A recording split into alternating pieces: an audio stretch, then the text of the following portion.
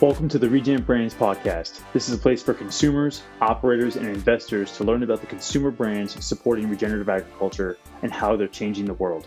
This is your host, Kyle, joined by my co-host, AC, who's going to take us into the episode. On this episode, we have Courtney Boyd Myers, who is the founder and CEO of AKUA. AKUA is supporting regenerative agriculture with their lineup of frozen plant-based meat alternatives like burgers, crab cakes, and ground meat that are all made with regeneratively farmed kelp. In this episode, we learn about how the brand pivoted from shelf-stable kelp jerky into frozen household mainstays, their exciting new partnership with Nickelodeon and Spongebob, plus Courtney shares her operating and fundraising journey as both a mother and female founder. Let's dive in. What's up, everybody? Welcome back to another episode of the ReGen Brands podcast. I am flying solo today, but still very, very excited to have my friend Courtney from AKUA joining us. So welcome, Courtney. Thank you. So happy to be here, Anthony. Yeah, we're happy to have you. And Courtney, for those, this is our third kelp-based brand podcast. We're very excited to officially, I think, be over the hump, and we are certainly a pro kelp podcast now. But tell everyone about AKUA and just what y'all sell and the lay of the land. Of course, yeah. So AKUA is arguably the first company in the world that is making plant-based foods from ocean-farmed kelp. We became obsessed with kelp. It sounds like in the same way you're getting obsessed with kelp because it is delicious, it is nutritious, and it is super sustainable. And so it ticks all the right boxes for me as an ocean lover and someone who likes to feed the people they love healthy food. Yeah. And as someone who has some issues with, I think, some of the current plant-based offerings or alternatives that are being in the market, kelp is such a much better option, I think, than a lot of those things. And so we certainly want to spotlight that and help folks like you tell that story. Give a feel for just kind of what y'all sell right now, Courtney, the products and where people might find the products today. Of course. So we're really excited because we just launched 4 new products into retail. So our little blue kelp burger box is now joined by 2 new flavors, chili sesame and lemon and herb. And of course, our Spongebob kelp patties, which are mini burgers for kids of all ages, are just hitting retail stores shelves this month. Wow, that's huge. And we're definitely going to dive a lot into all of that, especially the partnership with Nickelodeon and Spongebob. I think that's an absolute game changer. So just excited to see that hit the market and see how that rolls for y'all. Courtney, I know this mission and the brand is really deeply personal to you. So take us back in time. How did this get started? Why did this get started? And how has this all kind of come to what it is today? Yeah. So first of all, I grew up near the sea in Connecticut. I think, like most women born in the 1980s, fancied myself a little mermaid and was just obsessed with it's true. Love that. We all have look at this stuff, isn't it neat, memorized.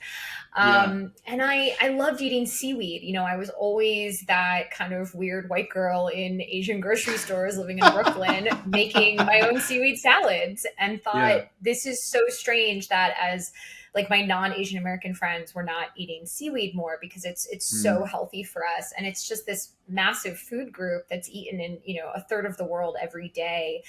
And 2 is I, started gravitating towards plant-based eating in my early teens. I think like most teenage girls, I was becoming kind of obsessed with healthy eating and staying fit. And I remember this really vivid Memorial Day when everyone was serving burgers and just being like physically nauseated and thinking to myself, I feel like I'm eating my own flesh. And from that moment on, I started eating, 100% plant-based, and I would always make 100% plant-based products. I think that for me, it was really a health journey. Meanwhile, my father, whom I love dearly, background in the 1980s, was like head of marketing at Pepsi. And he was a complete, Western diet type of person. Wow. He helped create the Burger King Kids Club. And I Wow. watched him Wow. get 2 heart attacks, Oh diabetes, man. and 2 types of cancer, which are Wow. all very traditional Western diseases that are Hmm. more or less, I believe, driven by diet and lifestyle. And Hmm. so I became obsessed with helping him to eat healthier. And in that process was turning over the labels on everything in our fridge, throwing out Mm. everything with high fructose corn syrup. And he just felt really tricked because he was like, wait a minute, I've been buying this, salad dressing since like the 1950s. Like, I know it didn't have high Yeah. fructose corn syrup in it when I was a kid. Like, why does it now? And so, of course, Was all these he big food companies. was he a willing participant or was he very resistant to this change? What was that journey like? Oh, there were massive fights, me throwing cases of Coca-Cola into the trash can, him getting them out. I mean, the thing about food is it's so personal, and it's Yeah. so, you have to be really kind of careful in how you approach things. The way I approached it Hmm. was not the right way. I was just like this angry, college kid coming home and Yeah. throwing everything out of his fridge. But that journey sort of led me to also realize just like how much crap was on the shelves of grocery stores that people Mm. were really unknowingly buying for themselves and also buying for Mm. their kids.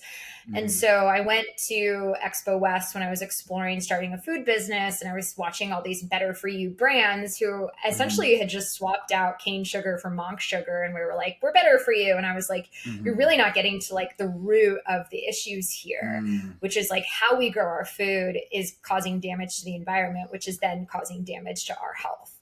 And so, What year was that, yeah, Courtney? What year was that I went expo to my trip? first Expo West in 2018, I want to say. And it Yeah. had been about a year prior that I was introduced to regenerative ocean farming. Yeah. You were early. You were early in that. So tell us about that. Tell us what was the aha moment right there. Yeah. So, one of my best friends from middle school, actually, was my brother's best friend. He started GreenWave with Bren Smith. Oh And wow. so, Okay. Yeah. yeah, so I had a real strong lead into that, and that's, I think, one of those things you just can't duplicate. It's the who Yeah. you know in life, and I knew a kelp farmer.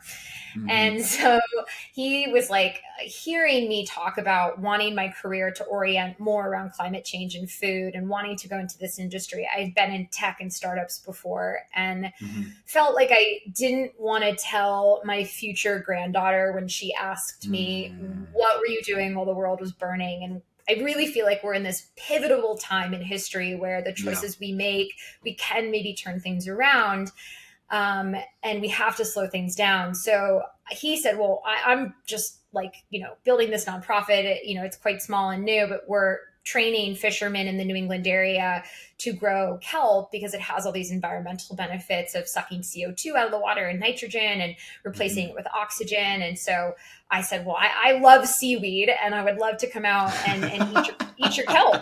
Let's try it out.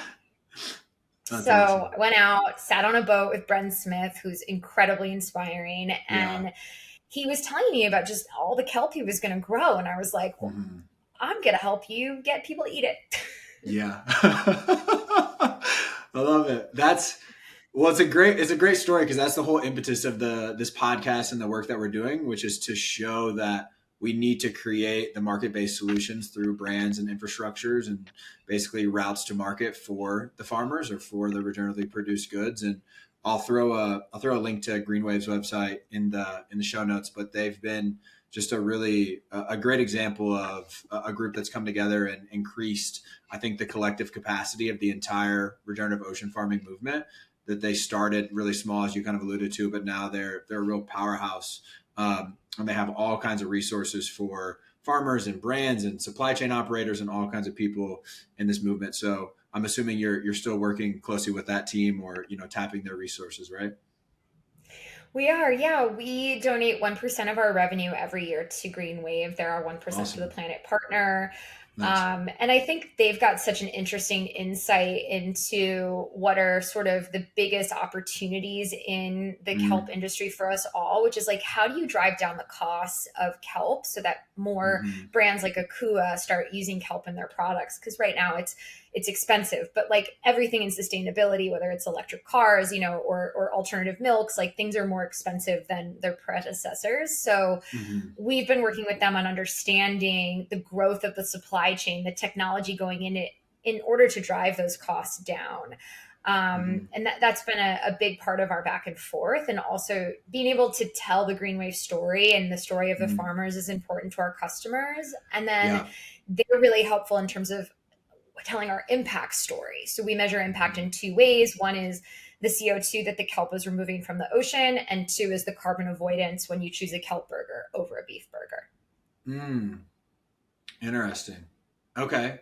So you're with the fishermen, you're getting expired, you love to eat seaweed / kelp. How do you go from that to I'm going to create a CPG brand, and what's the first product? What was that transition like?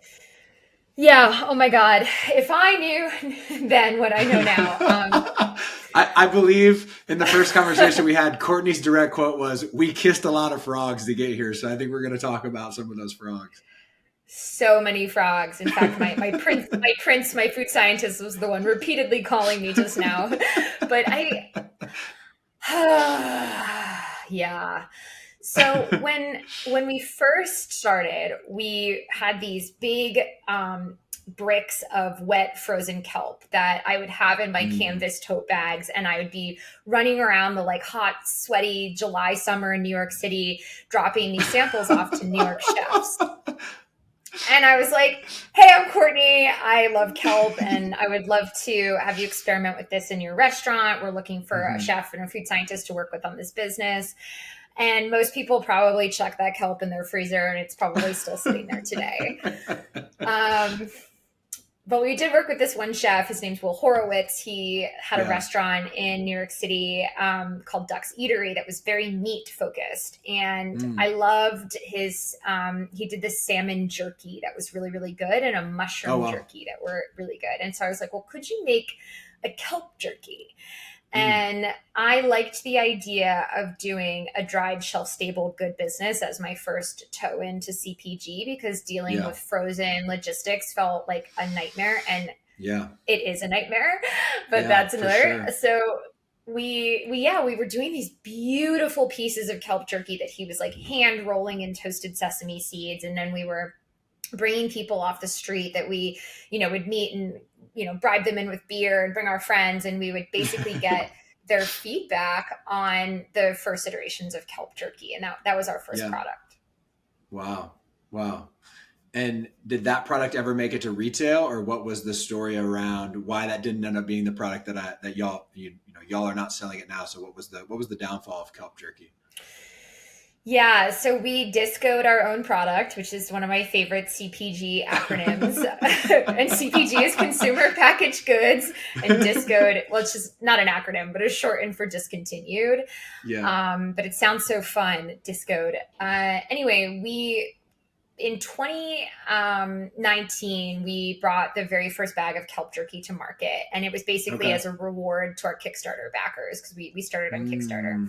Okay. And we put them in these little baggies that looked like dime bags you'd buy drugs in, and put stickers on them.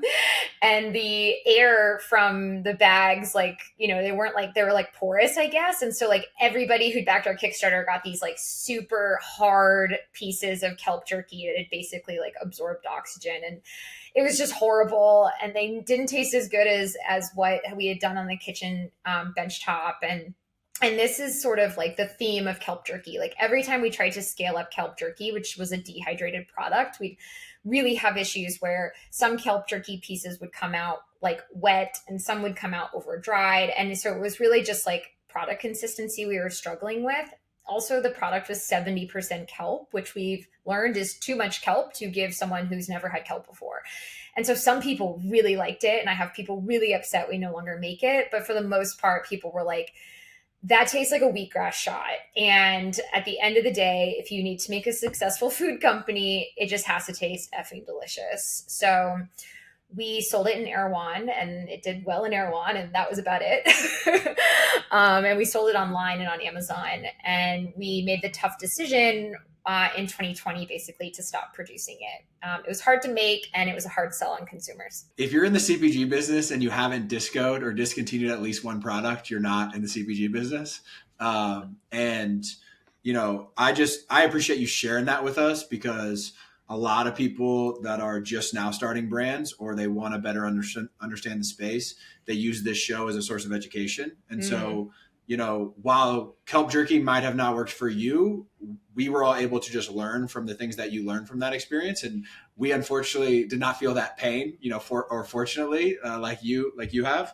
But in previous conversations, you know, you've talked about why you think more center of plate now is really more aligned with kind of the ethos that you think that the products and the sourcing are delivering. Talk about where you went after kelp jerky was dead, right? Where did you go from there, and how did you kind of land on the product set that y'all have now?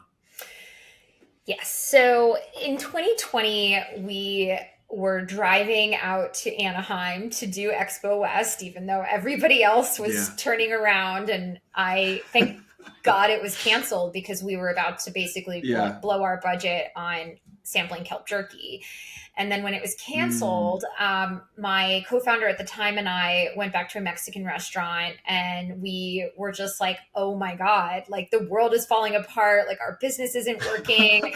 Like this is so horrible. And we were like drinking our margaritas. And I was like, you know, we should really consider doing some R&D on the kelp burger, because our manufacturer at the time was making salmon burgers all day long. And so they said to us, look, like your jerky's a pain in the butt to make, but we could make burgers for you really easily. Like, why don't you consider that?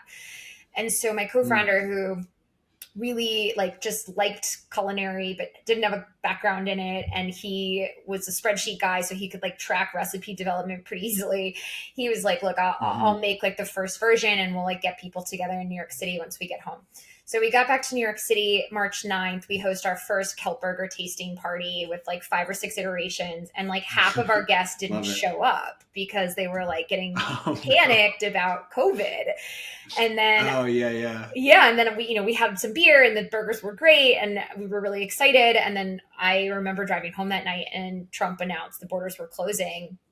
And my husband was in France at the time, and we weren't really married. And I was like, he's French. And I was like, you need to get on the last flight, or like, I don't know when I will see you again. Like the borders are closing. Wow. Wow. Yeah. You had a lot going on personally and professionally at this time. Always. And so, you know, we drove up to this little cabin my parents had on Lake George, which was super cold. And my co-founder and I basically started sending each other. He would send me samples of the kelp burgers he was making. We would try them. We'd send him feedback back, and back and forth like that for the first month. And then we said, look, like we need like more tasters for this, but we can't host parties, which is how we did R&D on kelp jerky. And so instead we put together this beautiful type form where we were creating like all these data sets. And we were then, we had a big online following from like our Kickstarter and the kelp jerky. And so we had about a 20,000 person mailing list at the time. And we basically launched the Kelp Beta Burger Club. And we said, we're all sitting in your homes, like just pay for shipping, and we'll send you samples of our new product for your feedback. Yeah. And did this come with an NFT or anything, or just the pre-NFTs, you know? Pre-NFTs, like that would have been maybe not so amazing, but maybe. And so we sent out these kelp burgers, and we should have been selling masks probably, but we sent out the kelp burgers, and we had over 1,000 people over those first 6 months of the pandemic try our product and give us feedback, and they would try it repeatedly, and they would they'd get samples every 2 weeks. And so instead of throwing parties where we were like scribbling notes on yellow lined paper and getting drunk, we had these like beautiful data sets of like, what did you think of that iteration? Was it too mushroomy? Where do you shop? What's the price point you would pay for this? Like, how many do you want in a packaging? So it was like, wow, we just got so much valuable information that also we could then take that to investors and say, look, like 9 out of 10 people have said, 1,000 people have said this is the best vegan burger they've ever had. Like, let's do this. Wow.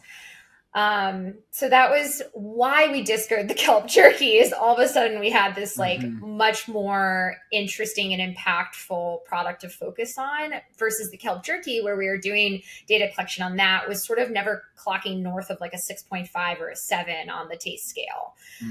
So yeah, we had to go with the product that with very little money in the bank at the time, we had to focus. Yeah, and there's a lot of themes like to pull out from there, right? Like taste is king/queen always, right? So like it's a table setter. If you don't have the taste right, like there's no conversation. Yeah. And then 2 is, I think in the regen space, there's a lot of ingredients, crops, outputs, whatever you want to call them, that we can make really cool artisan products, which are great. And like, I salute all the artisan butchers and bakeries and chefs and people that are doing stuff like that in their local communities. And that's amazing. But there has to be some sort of economies of scale to produce a CPG product that also commercializes those ingredients in a way that can be on, 50,000 store shelves. Right. And so I think that's a perfect illustration of kind of that journey for y'all. Okay. So you have a good product and then you got to get it into retail, right? So like, how has that journey been? And then would love to kind of dovetail into the new partnership and the new SKUs and kind of the rocket ship that you're fueling up there.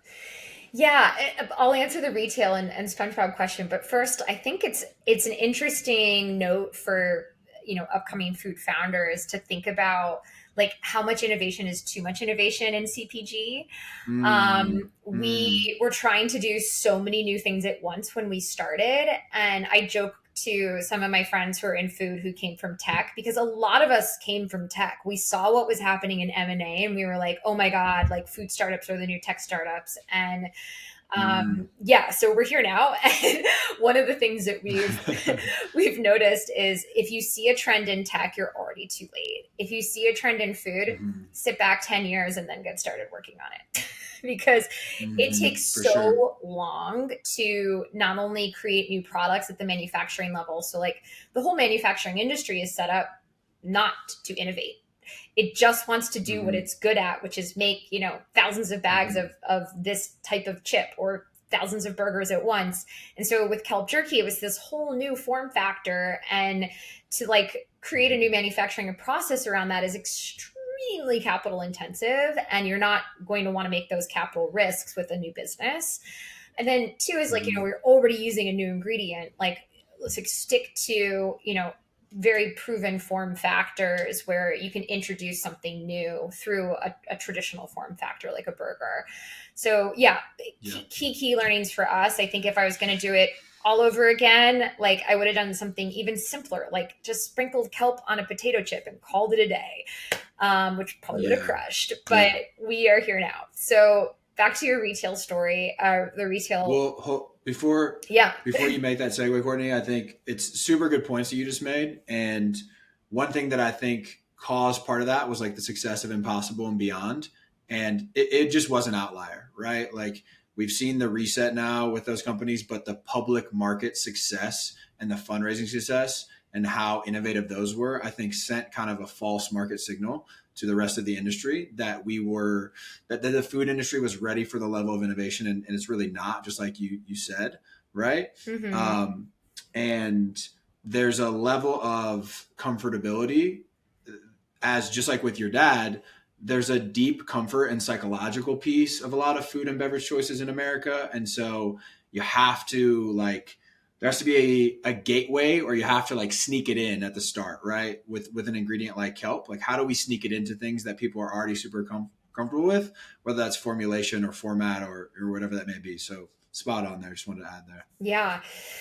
Yeah. And even before that, I mean, when like Crave Jerky sold, I mean, that was like a big deal, and I think Crave Jerky was such an interesting story because it helped women enter the jerky space because it was the first jerky that was soft. And that was like a big inspiration for us on making soft jerky that could attract female buyers who, typically our vegetarian consumer base for AKUA skews female. So today, we have this frozen food business, which was not my goal in entering CPG. I was like, I want to just build an online business. I never want to work with KeHE or UNFI. I want to just like crush it on Amazon and build a D2C brand, which, to say that in 2019 was pretty early. Like we had all of our Shopify flows and everything set up before the pandemic hit. And that was really helpful. And now you're seeing, again, a shift in consumer habits, people returning. The grocery store is as important as it was ever. Instacart, things like GoPuff and Foxtrot. And so we are really just turning the ship from being this online platform where we could do really lightweight R&D to being a, retail focused company where I have to be, studying freight analysis on every shipment and understanding, our contribution margin after every single person in this entire chain takes their cut, which is so crazy and very different than direct to consumer. And we are, right now in probably almost 1,000 grocery stores and, growing fast. We wait a very long time to hear things like from our brokers about reset periods. And then even when we get a yes, sometimes it can take months to get on shelf. And so the speed of growing the business is very different. And it's capital intensive. But I also think that like one of the things I've learned is just to like it's okay to grow slowly. Like just don't keep all your dollars, because things just take a very long time. Even if you got a yes from a retailer, it might take 3 months before that revenue hits your books, or if not more. And then we're in about 40 restaurants, which actually do move faster. A chef is going to say, once you're on the menu, you're on the menu. And it's like very hard to get discoed. And chefs are like these consistent, sort of purchases. And I love food service. I much prefer sitting with a chef and talking to him about Kelp and AKUA versus talking to a grocery store buyer who's, at the end of the day, just trying to clock out at 5 and get home. Yeah. The incentives, and I think that's something we've talked about a little bit, right? On the grocery side is at the VP and the C-suite level of a lot of the retailers, they've made sustainability commitments or regenerative commitments, but they're not getting actionized at the category management or the buyer level because those people are overstressed, overworked. They're still buying based on spreadsheets or on kind of misaligned incentives to those sustainability goals. I think that's a huge issue. And I also think people that aren't in food don't understand the margin compression of the retail model, right? Like all the capital constraints that you just mentioned and the cash intensity that you just mentioned, a lot of the times doesn't exist at food service, right?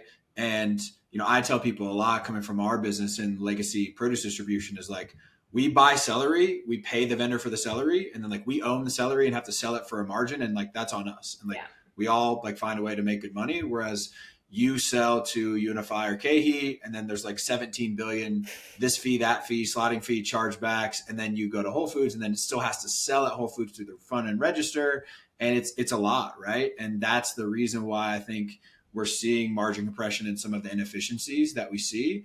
But food service has the opportunity to be a channel that's a little kinder to the business and to the entrepreneur from that perspective, and it dovetails into the innovation conversation around your most forward-thinking consumers are going to patronize those restaurants and those food service operators. And you have a better chance of educating that captive audience like at the dinner table than you do of like catching the busy mom at 7 p.m. running through the frozen aisle at Whole Foods, right? So yeah, I think there's a lot to unpack there for sure. Yeah, food service is wonderful. And it was, before I built AKUA, I helped build a community called Summit. And we always used to say that the dinner table is the most important piece of connective technology that's ever been invented. And wow, love that. And so one of the things I was really happy about moving from jerky to Kelp burgers was because our brand is so much more, at least to me, than just a CPG business. It's a movement to know that, your mind shifts start in the mouth. Your ability to be a better human citizen starts with what you put in your body and where it came from. And we can have those conversations over kelp burgers or kelp bolognese at a dinner table much more easily than we could just swapping kelp jerky, on the go. So I'm happy to be in center of plate now for many reasons, even if the frozen logistics are a nightmare. But I think like there's something really nourishing too about a burger versus like a snack company. For sure.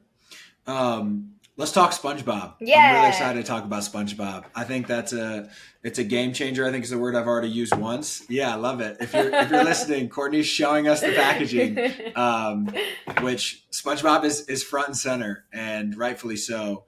So I think there's a really cool, market awareness and consumer pull through element here, but like there's actually some real merit around why Nickelodeon wanted to partner with y'all and the ocean conservation work and everything. So would love to talk about both that commercial side and that impact kind of sustainability side as well. Yeah, of course. So when we started Facebook ads around the kelp burger, because we were selling it online only at first, we were getting all of these comments from people saying like, oh my God, it's a Krabby Patty. Like, oh, is like Patrick and SpongeBob on your team? And I was like really freaked out when I got an email one day from Nickelodeon. Funny. I was like, oh my God, they're going to sue us. Like, this is like, we've like infringed on something. And they were like, hey, we love what you're doing. And we want to talk to you about like licensed products with SpongeBob. And I was like, wow. And I had never thought about doing licensed products because to get that inbound too, and to not have y'all reach out, that's awesome. Right. That's really cool. Because I hadn't even thought about it.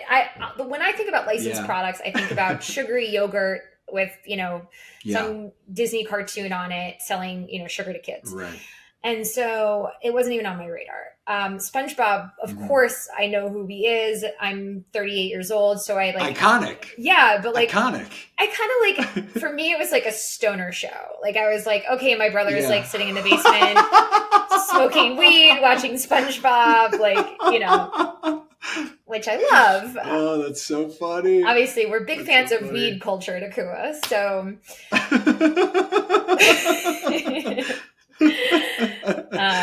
so anyway, they emailed me and I was like, okay. And I kind of put it on the back burner. Cause again, I was like, focus, like this is like a new product distraction. And then I got pregnant and I was like, oh my gosh, I love the idea of taking our burgers, making mini burgers and doing healthy foods for kids now that like I'm kind of entering that like mom zone. And so, we started working on the licensing deal together and what it would look like and learning more about it. And the Nickelodeon team was just amazing to work with. I think the idea was to do 2 flavors, but maybe one of them would be like, we were thinking like nuggets in like SpongeBob form, but that ended up being really complicated. So we just did like the mini burgers. Man. I still love that though. Yeah. I mean, I love that idea. Once we get big enough, we can do more fun things like this. But they're Patrick might be an easier shape to make a nugget out of than SpongeBob, unless you're just going to go straight up square with no appendages. Yeah, that's a great idea. So we just literally are launching the product this month. It's hitting grocery store shelves in like I think this week. That's really cool.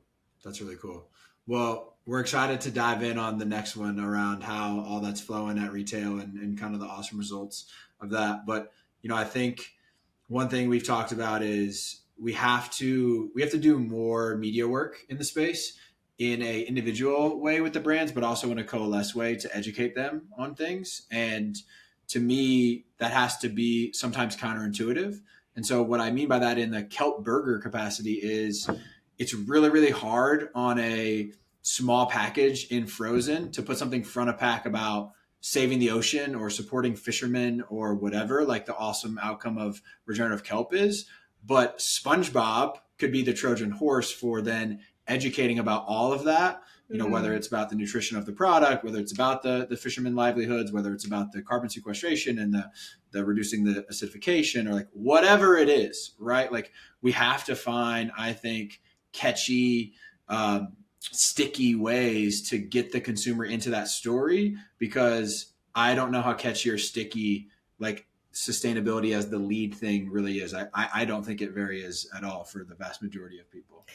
Yeah, I do agree with you. And, I think one of the big reasons Nickelodeon was looking for brands in the ocean health space, they've launched a really awesome platform called Operation Sea Change, which is using the brand to raise awareness around ocean health, limiting ocean plastics.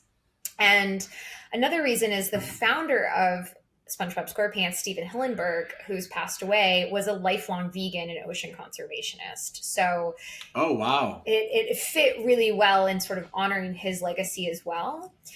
And we have done a lot of consumer testing on how to sell kelp to people. And we led really hard at first with our nutritional aim. We led really hard with our climate change messaging. And I think all that really matters is the deliciousness factor. 2 is the health factor, what's in it for me. And 3 is the climate change piece. Now, of course, that's not every consumer, but that's the mass America consumer. And that's what you have to hit in order to go big. We have worked with some big corporate partners before who, wanted us to sort of tone down our climate change messaging. And I, at first, was sort of heartbroken by it. But then at second thought, I was like, if I want to grow this into a $100 million business and make 10x returns for our investors, I need to have the cattle ranching, pro fracking guy in Texas eating my kelp burger. And I don't need to be layering in polarizing messaging about climate change every single day. Like, of course, it's there and it's what gets me out of bed in the morning. But we, with consumers, lead with the deliciousness and the health and nutrition piece. And we're trying to do that more and more so we can reach a wider audience, because very sadly, climate change is a polarizing topic in the United States. Which is nuts. What are the health and wellness? What are the health and wellness or nutrition pieces y'all lead with? Obviously, the label's much cleaner than a lot of plant-based alternatives, but what are the other things that are kind of front and center that y'all tout in marketing and messaging? Yeah, I mean, just on the label piece, we are going after wiping Beyond and Impossible off of every menu that we can. I mean, we are very loud about that. It does not necessarily. That would be lovely. I would love to see that. So we fully support that. Yes. I, as a, vegetarian, I'm like a vegetarian, but like as a vegetarian, I do not want Beyond to be my only vegetarian option on a menu. Like, it's just gross for me. It doesn't make me feel good. I do like their sausages, but again, it doesn't make me feel good. Kudos to what they've done. It is incredible to make something bleed from plants. And we only stand on the shoulders of giants who've come before us. And I think that if they hadn't done that, we maybe wouldn't have gone in the other direction and gone back towards like the clean, plant forward approach to plant-based foods. And so our ingredient list is very clean: kelp, extra virgin olive oil, mushrooms, pea protein, black beans, quinoa, coconut blossom, which is like, instead of soy, basically potato starch, nutritional yeast, tomato powder, chickpea flour, pea starch, spices, konjac, agar. That's the entire list. And we're actually working to simplify that. Like, we don't need the konjac and the agar like we thought we did, which is a binder. And then from what's in it for me? So there's obviously, we've got a really decent amount of protein, 12 grams of protein per burger from the pea protein. What shines about kelp are not necessarily the macronutrients. Like, it's got, some fiber. It doesn't have any calories pretty much. It is a zero sugar, like zero fat, minimal on the protein that comes from pea for us. But what's amazing about kelp is the micronutrients. So you're looking at the vitamins and minerals. I'm just going to read the box here just so it's easier on my brain. But, you're looking at like 20% of your daily value for vitamin A. You've got a whole host of all your vitamin Bs, B1, B6, probably 107. I don't even know. So they're all like niacin and riboflavin on this. And then you've got like your folates, your magnesium, your zinc, your omega-3s. I mean, people eat fish oil to get omega-3s. That's crazy. Fish are getting their omega-3s from algae. So it's better to always go lower down the food chain when you can. And all of this, which to say that like we're looking at mass agriculture on land right now where we're growing vegetables in like depleted soil. We're not getting the same vitamin and minerals out of our food that we once were. So like getting that from the oceans where basically it's coming down from the mountains through the rivers is really important. And I think that it's a zero input, regeneratively grown whole food that's real, that's natural, versus us planting GMO corn and soybean in the Midwest where most of that land's natural prairie and should be perennial grasses grazed by ruminants anyway. Like it doesn't make sense, like ingredient versus ingredient. Yeah. And then I think like, I can talk about excellent source of this and that all day, but like when you eat a kelp burger, you feel fantastic. Like you feel so good. And that is something that I've sort of struggled to like figure out how to put on the front of our box, but it's like you get energy from it versus like a normal burger where you're like, oh my God, like I'm so heavy. Like I can have a beer, sweet, lay down. Yeah. Like I can have a beer, sweet potato fries and a kelp burger and feel amazing. So I'm a big fan of that test. Just like, how do you feel after eating something? And that's how you should make your food choices. Have you all played around with demos? Or, I mean, it's probably tough in store when it's a frozen product, then you got to heat it up, you got to cook it. It's got to be like the right temperature when like people, but like what has been working from a trial perspective, or what have y'all tried there? Yeah. So on the sampling side, we have done a lot of sampling at Erewhon to get started, and they like didn't give us a plug to like plug into anything. So we would like get a hot pot with like some like battery powered thing under it and like pre-cook the kelp burgers and like break them up. I mean, it's really hard to sample frozen products as you said.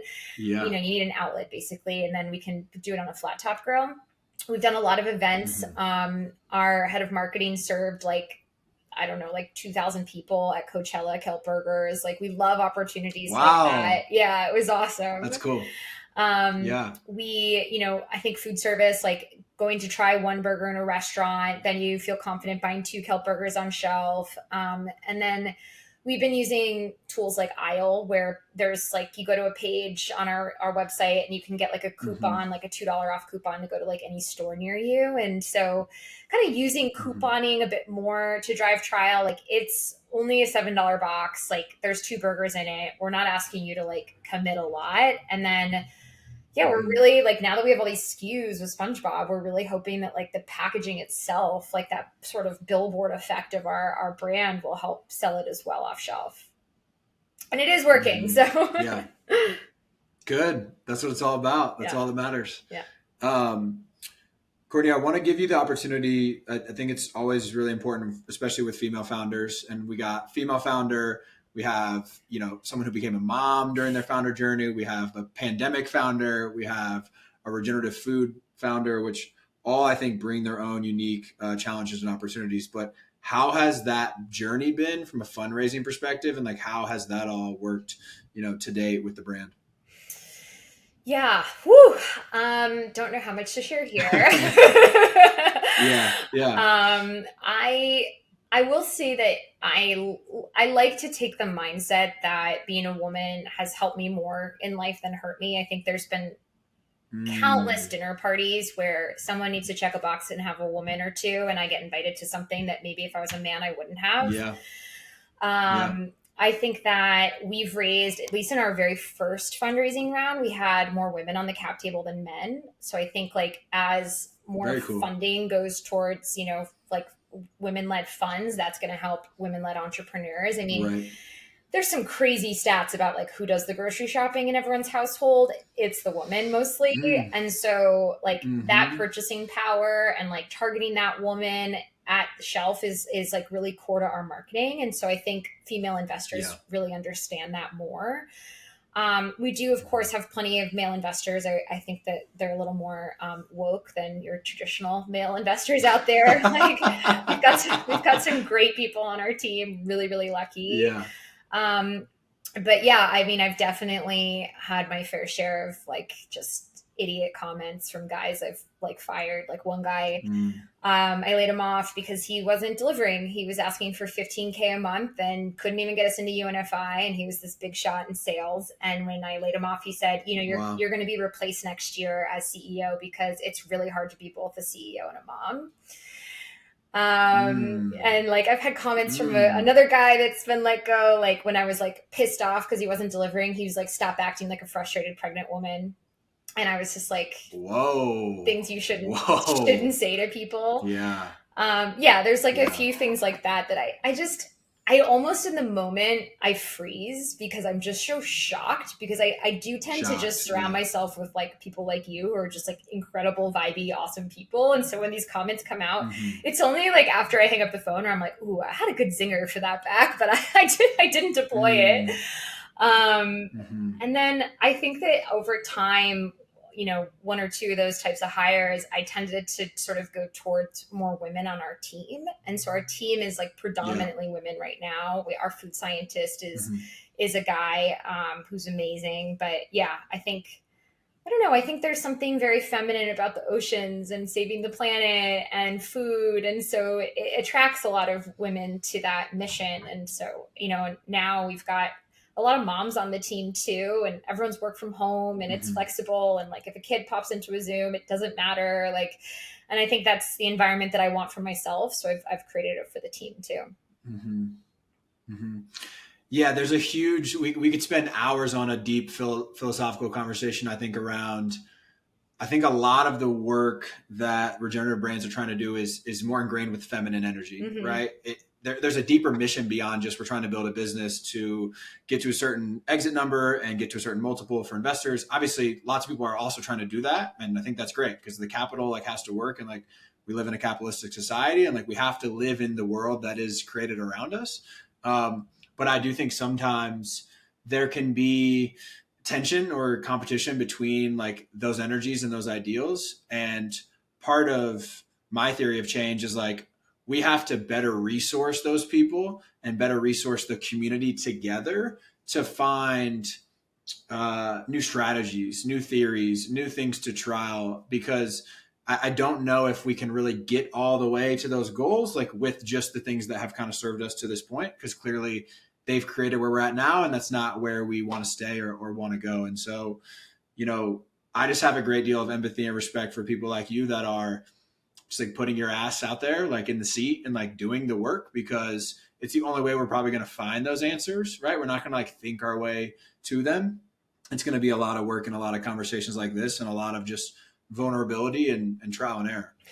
There was this fantastic post I read yesterday that I pulled up, and it was, so Paul Hawken, Project Drawdown founder, he said, if you empower and educate women, statistically, this is the number one effective way to fight climate change.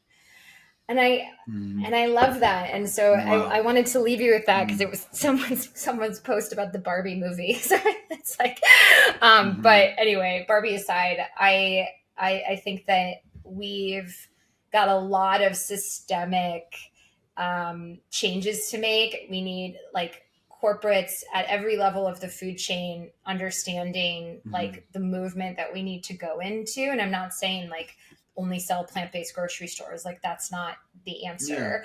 Yeah. But we need to sort of be giving the brands who are putting themselves out there in vulnerable positions when you're using new supply chains and when you're trying to do new things that are attacking climate change. Like, how about not charging them slotting fees?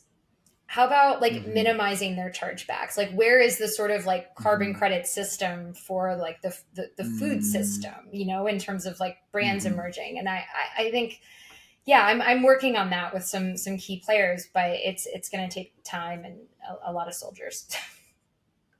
Yeah. And I think the amount of positive conversation and high fives and backslaps is like awesome and to be celebrated, but we've reached a critical point where it has to turn into, I think, real operational or financial support for a lot of these enterprises, or it just isn't like, we can't materialize it. And I think a reverse argument back is like, well, that's philanthropy or that's subsidy. And it's like, dude, we've subsidized the shit out of where we're at today. And so if you're going to sit here and talk about the billions of dollars a year and the trillions of dollars cumulatively that have like come in to make the system what it is today, like we have to have something that's at least opposite of that, probably equal and opposite, but at least something that is opposite of that. So I think that's kind of an easy argument to dismiss as just not accurate. Yeah. I mean, it's infuriating to get the question from like lesser educated investors, arguably, who are like, okay, but like when are you hitting price parity with like a beef burger? And I'm like, do you mean a subsidized factory farmed beef burger? Because never. Yeah. And or do you mean like a grass fed bison burger? Because we're already cheaper than them. Like when did oat milk investors like ask them, when are you going to hit parity with dairy milk? Like it's everyone's paying $6 for oat milk. It's a huge success. It doesn't matter. It's not the same price as cow milk. Yeah. And so I mean, I think there's like Teslas, like what if like Elon couldn't get any backers because they were like, when are you going to hit price parity with like the Honda Accord? You know, it's just like, that's not the way to think about this. Like we have to be more expensive when we do new things. Like you're that price somehow it has to get passed on to the consumer. It has to get absorbed by the brand, and you need all the middlemen in between to give those things a break as well. And the electric car industry is such a perfect example of that. You know, everyone in Norway has a Tesla because to buy it is completely tax deductible. So what if like to buy a Kelp burger was tax deductible? Yeah. That'd be great. There's such a massive amount of internalized costs for regenerative brands that other players in the food system get to externalize. And so like that's one piece of my work is really centered around what are the financial mechanisms that can remove that burden, right? And not make it fall all on the brand and the consumer and the producer/farmer, because right now it really does. And it's really not fair. And I think we're getting some wins without even innovating that, but that like would be the catalytic unlock to I think even bigger and much more success. Yeah. And so I should shout out that if anyone's feeling inspired by our mission, and if this wonderful podcast comes out before our campaign's over, we're crowdfunding on Republic right now. So we've raised about $130,000 from like 200 and something investors. And our like whole mission is like, put your money where your mouth is. And so if like you care about climate change and care about everything we've been speaking about on the podcast, like definitely check it out. Yeah, love it. And we will link it in the show notes. And it's a good segue, Courtney, into what's next for AKUA, right? We got the SpongeBob deal rolling. I'm sure you're gonna be very focused on getting that into retailers and supporting velocities and whatnot there. But you know, what's coming down the line, product innovation wise, or just big goal wise? Like, what are the next 3, 5, 10 years look like? Yeah, I mean, for us, like we've got our ground meat into food service, which is doing really, really well. We want to grow that business. Like I just, you know, I sit at night and sometimes think, what if this business doesn't survive? And like the number one thing that keeps me going is like, I need to keep eating my product. Like I don't want to live in a world where the AKUA ground meat doesn't exist. I mean, and like it's, so I think that for us, like food service is a big focus. And then of course in retail, you know, we've got great velocities right now, thank God, both in natural and conventional. Like I'm almost surprised how well we're doing at Albertsons and Vons and Pavilions, because that was a bit of a test for us in SoCal. And I think when we get the SpongeBob patties out there and we have like multiple SKUs on shelf, it's going to really pop. Like our packaging is dope. I think one thing we do really well versus like legacy seaweed brands is by like really making this fun and accessible and like reaching the consumer where they are. And then I think when it comes to like SpongeBob too, like we have an opportunity to bring that product into food service. Like imagine, you know, reimagining kids menus across the US. You have a SpongeBob patty, like your kid's gonna choose it and your parents gonna look at the ingredients and be like, oh my God, definitely order it. I think we're really focused on the retail food service balance and how to kind of do them both with limited team. Yeah. Love it. Okay. I'm going to take us home with our final question that we asked everybody. This is the big macro question. How do we get ReGen brands to have 50% market share by 2050? 2050. Oh my God. Great. I'm so glad you didn't say 2030. Well, I think really back to, unfortunately, so much. The only thing that creates, there's 3 elements that create change in any society, and it's government and it's companies, you know, commerce, and it's consumers. And so, you know, consumers can only be taken so far, but price matters, because people are trying to feed their families on a budget. And so in order to get price parity, we need government support. We need subsidies going into regenerative food crops. That is just the fact that I don't think it's in the big bill and whatever it was called that didn't make any sense. That Biden passed. No, not the farm bill. The one that was like the other one that started with an I. Inflation Reduction Act. Yeah, like that makes so there's been actually some really big wins recently in the Inflation Reduction Act and with the Climate Smart Commodities Grant. I think the miss or the complaint there that I think is a really valid complaint, especially with the Climate Smart Commodities, was it sent a lot of money to the already big to try and make them better, when I think some of the trailblazers that are better but not big should have been rewarded, and we should have been focused a little bit more on making the better bigger. But yeah, it's still so small compared to what we need. But right. So something like there could be, I don't know how it'd be funded, but like a regenerative lobby group to go against what is a really scary part of the American food system, which is like the dairy and the meat industry lobbyists. I think that's going to be super key. And then, back to what we're talking about with corporates, like, we've seen, thank God, over the past 10 years, like more corporates develop like a D&I strategy and a sustainability strategy. And we need people to help those corporates actually implement that in action. Like, what does that look like? And those two are so intertwined, of course, but with sustainability, it's like, I tell investors this and they're like, well, what do you think your revenue multiple on your valuation in like a billion years is going to be? And I was like, well, I swear to God, I think that corporates are going to have a mandate at some point to add, more climate friendly companies, and AKUA is going to tick a box for these folks, like over another plant-based food company. And so that's part of it. And then going back to like, kind of corporates banding together and in the same way that we've done with DE&I is like giving sustainability companies a bit of a leg up as well.